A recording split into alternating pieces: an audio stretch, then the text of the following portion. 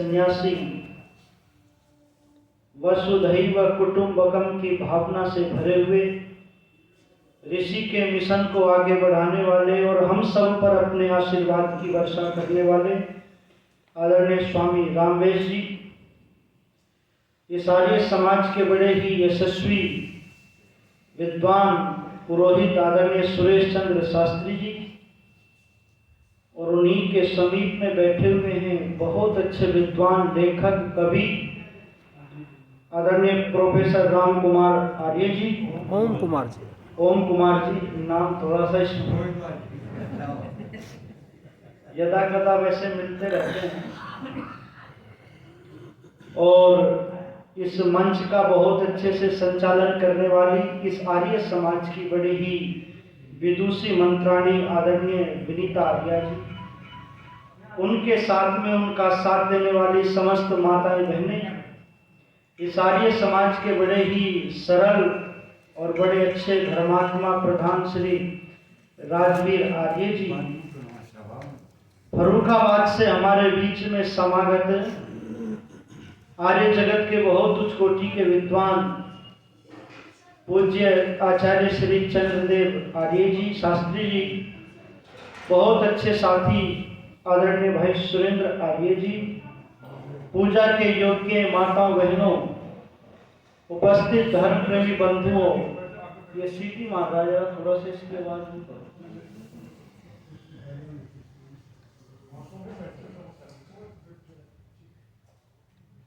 मेरे सामने बैठे हुए समस्त धर्म प्रेमी बंधुओं, उपस्थित पवित्र आत्माओं,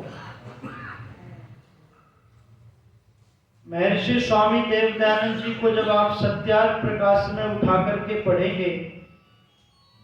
तो महर्षि दयानंद जी सत्यार्थ प्रकाश का 5वां समुल्लास लिख रहे हैं, और उस 5वें समुल्लास में सतपथ ब्राह्मण का एक वचन उद्धृत करते हुए उस समुल्लास को लिख रहे हैं, और लिखा उन्होंने ब्रह्मचर्य आश्रम समाप्य गृही भवेत्, गृही भूत्वाद बनी भवेत्, बनी भूत्वाद प्रवजे। प्रत्येक व्यक्ति को चाहिए कि ब्रह्मचर्य आश्रम को विधि पूर्वक समाप्त करके गृहस्थी होवे, और गृहस्थ के बाद में वानप्रस्थी होवे, और वानप्रस्थी के बाद में सन्यासी होवे। पहले ये आश्रम व्यवस्था समाज के अंदर जीवित थी, और इस आश्रम व्यवस्था से समाज बड़ा सुखी था, समाज की उन्नति होती थी आश्रम व्यवस्था से। और जब से ये आश्रम व्यवस्था चरमरा गई, शिथिल पड़ गई, पहले 8 साल का और 60 साल का घर में नहीं रहता था, 8 साल का तो गुरुकुल में चला जाता था, और 60 साल का वानप्रस्थी हो जाता। अब मेरे समाज के अंदर दिन प्रतिदिन समाज का जो ताना बाना है वो ढीला पड़ता हुआ जा रहा है। समाज के अंदर अनेक प्रकार की समस्याएं खड़ी होती जा रही हैं, और समाज उन समस्याओं का समाधान नहीं खोज रहा है। अभी कुछ ही दिन की बात है, 2-4 दिन की बात है, अभी एक बहन जो है लव जिहाद में फंस गई, 35 टुकड़े करके फ्रिज में रख दिया, और उस व्यक्ति ने उन टुकड़ों को अलग अलग स्थानों पर डालता था। श्रद्धा नाम था उसका, है जी, मेहरोली। तो मैं चर्चा करने लगा हूं, ये एक घटना नहीं है, साल में कम से कम 500 कन्याएं इसी प्रकार से काटी जाती हैं। इसी प्रकार से जो है उनको जो है कोई कहीं पर काट करके डाल देता है, कोई कहीं पर दाब देता है, कोई फ्रिज में है, कोई ब्रीज में है,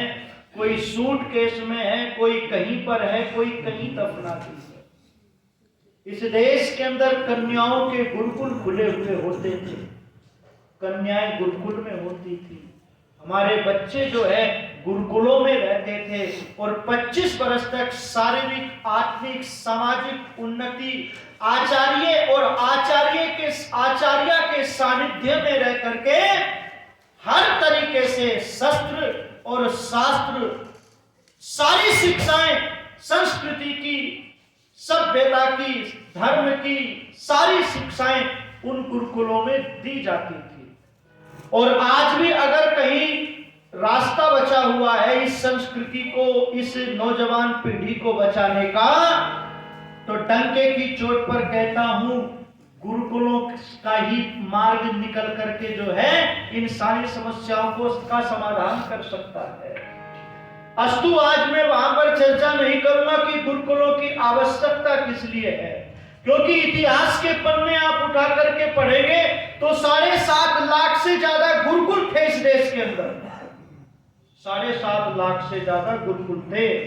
लॉर्ड मैकाले ने पहले गुरुकुलों पर ही प्रहार किया। यदि इसकी संस्कृति को, इस देश को गुलाम करना है तो पहले गुरुकुलों को समाप्त कर दो। और दिन प्रतिदिन मदरसे दिन प्रतिदिन खुलते हुए जा रहे हैं और उन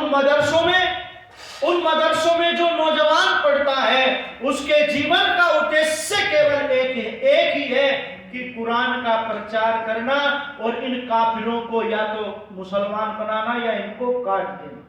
ये कुरान के अनुसार चलते हैं और उनको पता है कि कुरान के लिए मर गए तो जन्नत मिलेगी और बहुत सारी चीजें वहां पर मिलेगी, ऐसा उनको पढ़ाया जाता है। और उनमें कुरान के प्रति बड़ी कट्टरता है। देवबंद है सहारनपुर में, जाने कितने देवबंद है भारत के अंदर। 6000 नौजवान पढ़ता है जी, उसमें 6000 नौजवान,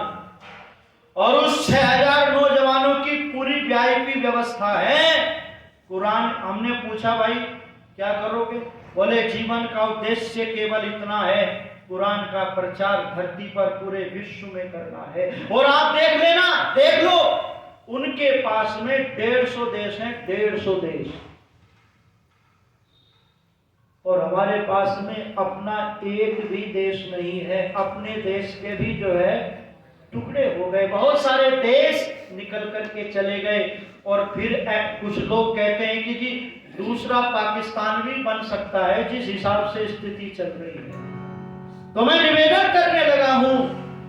कि ये जो आश्रम व्यवस्था थी ये मानव जीवन को सुदृढ़ और मजबूत करने की व्यवस्था थी। तो आश्रम व्यवस्था से होकर के जब गुजरता था तो व्यक्ति गृहस्थ में जाता था